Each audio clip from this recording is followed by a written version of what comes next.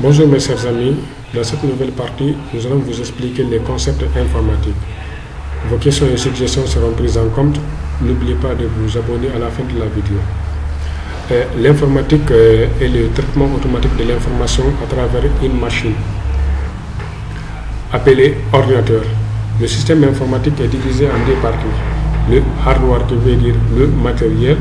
Le matériel est constitué par les éléments physiques de la machine, l'écran, le clavier et la souris. L'écran nous permet de visualiser les données qui se trouvent dans la machine. Le clavier nous permet ici d'entrer les données dans la machine et la souris nous permet ici de pointer, voire même exécuter les programmes qui se trouvent dans la machine. Et la partie immatérielle qui est software qu'on appelle les logiciels. Nous avons deux types de logiciels. Nous avons les logiciels de base et les logiciels d'application. Les logiciels de base sont des logiciels qui exécutent plusieurs requêtes à la fois. Et les logiciels d'application sont des logiciels qui sont basés sur une instruction donnée. Alors, ce sont les logiciels de base qui permettent ici l'exécution des logiciels d'application. Et parmi ces logiciels de base, nous avons ce qu'on appelle les systèmes d'exploitation. Et ces systèmes d'exploitation sont nombreux. Nous avons le MS-DOS qui est le premier système a été créé, qui fonctionne en ligne de commande. Et nous avons ici encore le Windows, le Macintosh, Linux, ainsi de suite, tant d'autres. Nous allons essayer de parler un peu sur le premier système. En même temps, nous allons parler un peu sur l'interface graphique du système. Le premier système qu'ils ont créé après la création de la machine, c'est le système MS-DOS. Le système MS-DOS, c'est un système d'exploitation qui fonctionne en ligne de commande. Cela veut dire que c'est un système qui fonctionne en code. C'est que lorsque vous achetez un ordinateur et que vous mettez le système MS-DOS dans votre machine, pour pouvoir travailler avec le système MS-DOS, il faut connaître les bons codes. Alors, par exemple, pour créer un dossier, pour exécuter un programme, ainsi de suite, tout était basé sur un code. Mais ils ont fait que ce n'est pas tout le monde qui pouvait maîtriser les codes. Donc, ils ont pensé, est-ce que ce n'est pas nécessaire de créer une interface graphique qui serait plus facile à manipuler et accessible à tout le monde? En ce moment, ils ont créé le système d'exploitation qui est appelé Windows. Windows est un système d'exploitation. Une fois l'ordinateur est allumé, il affiche une interface graphique qui nous permettra ici de visualiser les données dans la machine. Tandis qu'avec le MS-DOS, ce n'est pas le cas. Il va afficher juste une fenêtre qui constitue ici des écritures. Cela veut dire que lorsque vous voulez travailler avec le système, il vous suffit de taper les codes. Alors, ce n'est pas parce qu'ils ont créé ici l'interface graphique de Windows qu'ils ont abandonné le MS-DOS. Ils ont inclus le MS-DOS dans Windows. Cela veut dire que si toutefois tu veux travailler avec le MS-DOS, tu es libre de travailler avec le MS-DOS. Si tu veux encore travailler avec l'interface graphique, tu peux utiliser encore l'interface graphique de Windows. Alors, pour pouvoir lancer ici les MS-DOS, vous avez deux possibilités. La première possibilité, vous partez au niveau du menu démarrer de Windows, on appelle ici le bouton de Windows. Je vais afficher le clavier visuel pour vous montrer ce qu'on appelle le bouton qui vous permettra ici d'afficher le menu démarrer. Voilà, sur votre clavier, vous allez voir il y a un bouton qui ressemble à ce bouton-là. C'est ça qu'on appelle bouton de Windows. Lorsque vous cliquez sur ce bouton, vous avez la possibilité d'afficher, vous voyez, vous avez la possibilité ici d'afficher le menu démarrer de Windows. Alors là, il suffit juste, au niveau de la barre de recherche, il suffit juste de taper invité. Lorsque vous commencez à taper invité, il va afficher une boîte de dialogue qui est invité de commande. Lorsque vous cliquez, il va lancer une fenêtre. Et ça, c'est la première procédure pour lancer ici le MS-DOS. La seconde façon pour lancer MS-DOS, il suffit juste de combiner le bouton Windows et le bouton R. Là, il va lancer une fenêtre. Voici la fenêtre qui va lancer. Par défaut, lorsque vous lancez en première position, rien n'est écrit ici. Donc, il vous suffit juste d'écrire juste CMD, vous cliquez sur OK. Alors, lorsque vous cliquez sur OK, vous voyez, il a lancé la même fenêtre encore. Alors, pour pouvoir travailler avec ce système MS-DOS, il suffit juste de taper tous les codes. Vous voyez, Et avant, c'est comme ça, lorsque vous achetez un ordinateur et que vous mettez un système, les MS-DOS, l'écran reste comme ça. Vous avez la possibilité, toutefois, vous avez les bons codes et vous pouvez travailler avec les systèmes. Mais pour rendre plus facile et accessible à tout le monde, ils ont créé l'interface graphique qui vous permettra ici de travailler facilement avec l'ordinateur, parce que les codes ne sont pas faits pour tout le monde. Ce n'est pas tout le monde qui pouvait capter ici les codes, mais avec l'interface graphique, il suffit juste d'expliquer, de donner une instruction à une personne, tu lui dis de cliquer ici et la personne sera facilement habituée au niveau des clics en utilisant ici les codes. Alors, lorsqu'on va utiliser ici, lorsqu'on va attaquer ici la création de dossiers, fichiers ou autre chose, nous allons utiliser les deux interfaces lors de la création de fichiers et dossiers en invité de commande, mais aussi en interface graphique.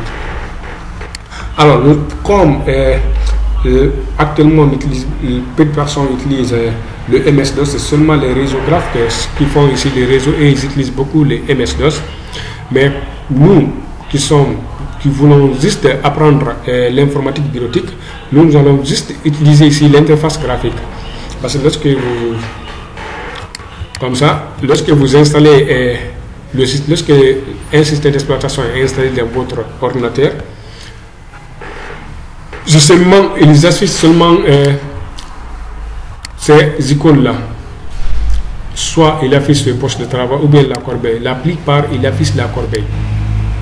Alors, les icônes sont des petites images qui représentent ici un programme. Ok?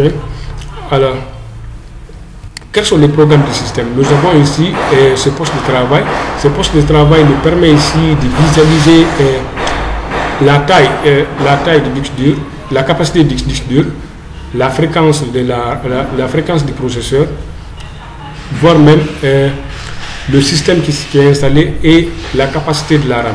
Pour cela, pour connaître ici les constituants des données, on fait ici clic droit au niveau des propriétés. Alors, là, nous avons ici le processeur. Nous avons 2,6 GHz, là ça c'est la fréquence du processeur, et nous avons ce qu'on appelle ici la RAM, et avec sa capacité de 8 Go de RAM. Alors si toutefois vous voulez encore visualiser la taille du disque dur, c'est simple, vous venez ici, vous regardez, là c'est 292, là c'est 172, et il y a quelque chose, là c'est un disque dur de 500 Go.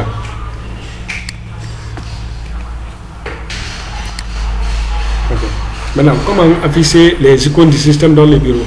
Pour afficher les icônes du système dans les bureaux, comme vous venez vous le dire, lorsque vous installez, c'est seulement la corbeille. Maintenant, si toutefois vous voulez afficher les icônes du bureau, là c'est le réseau et là c'est la corbeille. Tous ces programmes-là sont venus avec le système.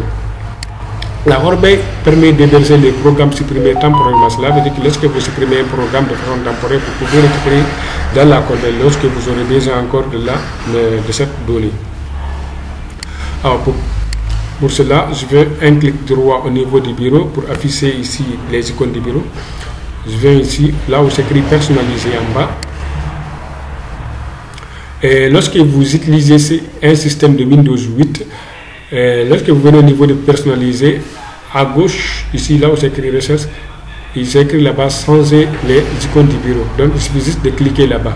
Mais si c'est avec le Windows 10, vous venez là où c'est écrit thème. C'est pareil avec le Windows 11, vous partez toujours là où c'est écrit thème. Alors regardez à droite, il y a paramètres des icônes. Je clique là-bas, il va afficher une fenêtre. Alors je vais essayer de fermer cette fenêtre. Pourquoi? Parce que je vais voir l'action que je vais faire dans cette fenêtre au niveau de l'interface ici. Pour cela, je viens en haut ici, c'est écrit icône du bureau. Cela veut dire quoi? Regardez, il y a des cases à cocher. Toutes ces cases qui sont cochées, cela veut dire que les faire apparaître au niveau du bureau. Par exemple, ordinateur, c'est ce qui représente ici ce PC. Lorsque je décoche ici, cela veut dire que je lui ai dit de ne pas afficher l'icône là dans le bureau. C'est pareil avec la corbeille et pareil avec panneau de configuration ici et avec réseau. Alors en bas nous avons trois boutons. Nous avons le bouton OK, annuler et appliquer. Le bouton OK veut dire valider en même temps fermer cette fenêtre. Le bouton annuler veut dire annuler l'action qu'on vient de faire. Appliquer veut dire exécuter en même temps, garder la fenêtre intacte. Comme on n'a pas fini avec la fenêtre, je vais essayer d'appliquer pour ne pas revenir encore en arrière. Je vais ici faire appliquer. Regardez, les icônes du bureau ne sont pas affichées au niveau. Mais cela ne veut pas dire que ce n'est pas accessible. Mais ils sont accessibles, mais à partir du niveau de menu démarrer. Donc, lorsque vous partez là-bas et que vous tapez sur la recherche, ce PC ou au réseau et ainsi de suite, il va vous afficher ces programmes-là. Alors, nous allons, comme on utilise beaucoup ces icônes-là au niveau du bureau, on utilise beaucoup ces icônes, c'est pourquoi on les affiche au niveau du bureau. Alors là, je pose cet ordinateur, il va afficher ce PC dans le bureau. Et en plus, je vais poser corbeille et panneau de configuration. Pour cela, je vais ici, je clique sur appliquer.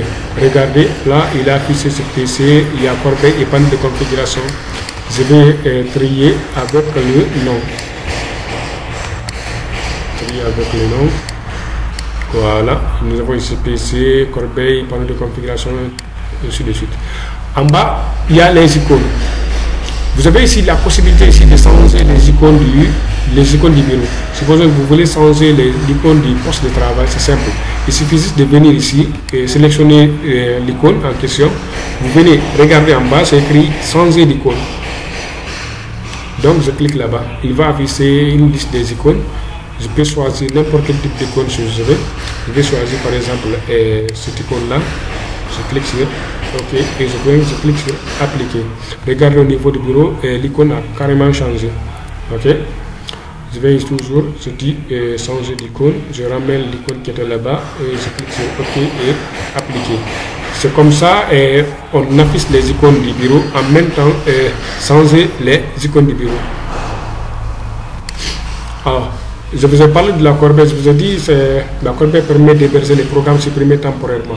Au niveau des panneaux de configuration, le panneau de configuration représente ici les paramètres physiques de l'ordinateur. Donc si toutefois vous voulez paramétrer quelque chose dans la machine, vous partez au niveau des panneaux de configuration.